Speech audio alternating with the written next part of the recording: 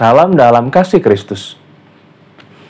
Bapak Ibu Saudara, kita familiar dengan sebuah peribahasa atau pepatah yang mengatakan bahwa gajah mati meninggalkan gading, harimau mati meninggalkan belang, dan manusia mati meninggalkan hutang. Bukan, Ibu Saudara ya. Manusia mati meninggalkan nama.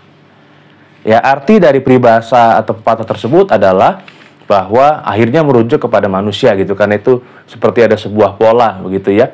Ada 3 bagian dan yang terakhir itu yang menjadi maknanya.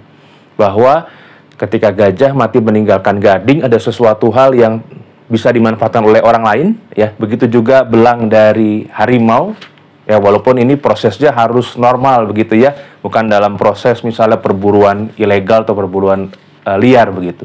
Sehingga manusia seharusnya ketika dia mati, maka yang dia tinggalkan adalah nama, khususnya nama baik.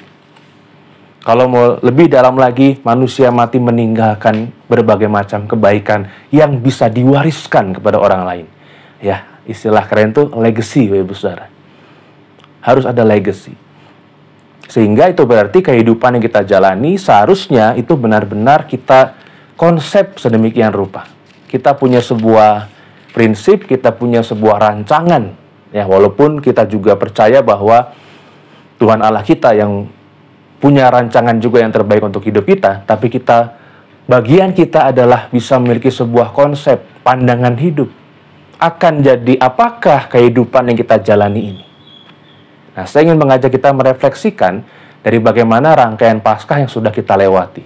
Jangan sampai kita begitu cepat melupakannya, Ibu Saudara ya. Karena sejatinya minggu-minggu yang kita jalani nanti sampai hari Pentakosta itu masih disebut sebagai Minggu Paskah. Bahkan ini ada fun fact yang mungkin ada sebagian yang sudah tahu, ada juga yang mungkin belum. Atau lupa-lupa ingat begitu ya. Fun fact-nya adalah kenapa ibadah kita setiap hari Minggu? Kenapa orang Kristen beribadah setiap hari Minggu? Bukan karena hari Minggu libur, Ibu Saudara ya. Tetapi karena di hari Minggu itulah terjadi kebangkitan Tuhan Yesus. Ya, jadi setiap minggu sebenarnya kita juga merayakan ya ungkapan syukur kita karena kita bisa beribadah itu karena Dia sudah bangkit. Ya, sehingga itu yang mau kita kaitkan dengan bagaimana merefleksikan kehidupan kita, konsep hidup kita, pandangan hidup kita. Dalam kepentingan untuk meninggalkan nama baik tadi, berarti kan harus ada hal-hal berarti yang kita lakukan.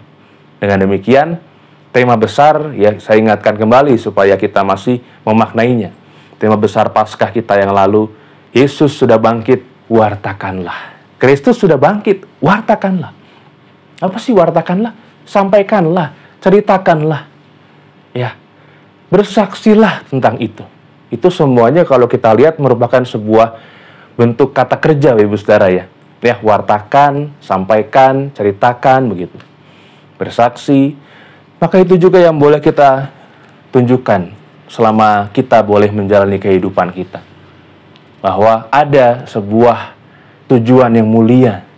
Apa yang kita tinggalkan bukan sekedar nama baik, bukan sekedar sebuah tindakan baik yang tidak dilandasi oleh hal yang penting, tapi segala kebaikan yang akan kita tinggalkan menjadi legacy dari kita adalah bagian dari bagaimana kita berusaha untuk mewartakan Kristus yang bangkit di dalam kehidupan kita.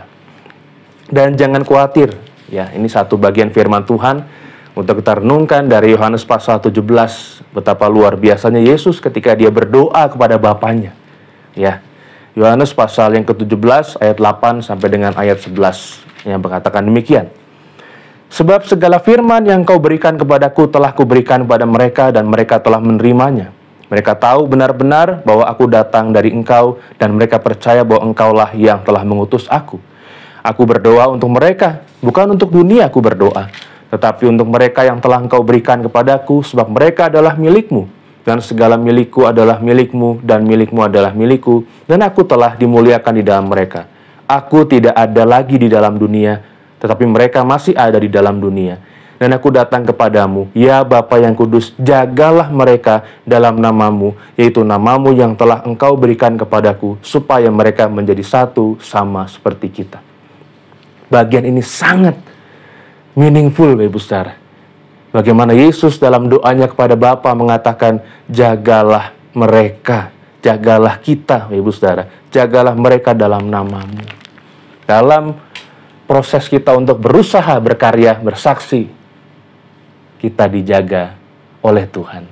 Dia yang senantiasa menyertai kita. Sehingga tunggu apa lagi? Mari kita terus berupaya untuk menuturkan kembali segala sesuatu yang luar biasa tentang karyanya buat kita. Kita berdoa.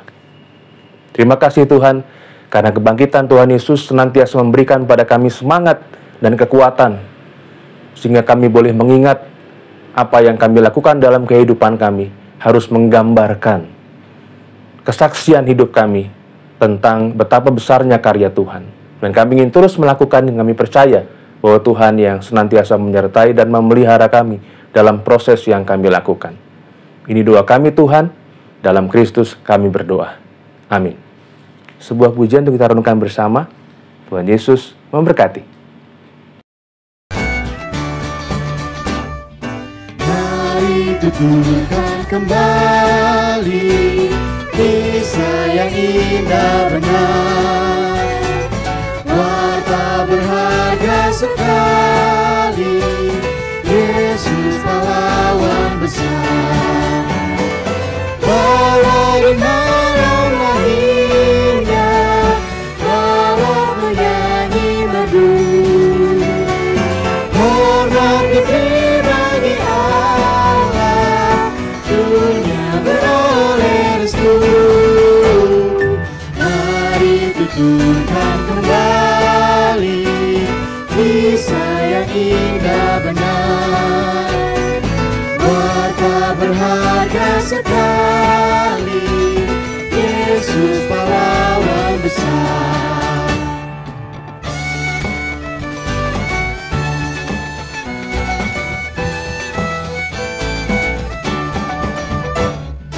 Waktu masih puasa, di padang tandus gersang, untuk dosaku digoda, tapi akhirnya menang.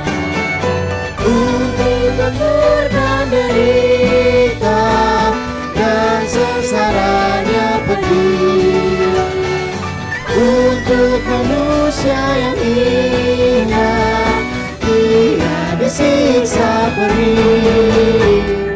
Mari tuturkan kembali kisah yang indah benar, warta berharga sekali, Yesus pahlawan besar.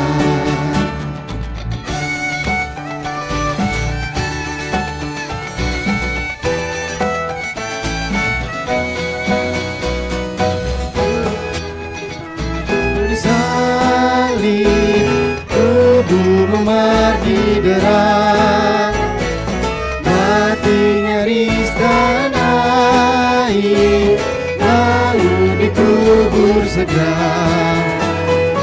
Warta gembira sekali, kubur tak haknya, Tuhan telah hidup kembali, kita beroleh senang. Mari tuturkan kembali kisah yang indah benar, warta berharga sekali,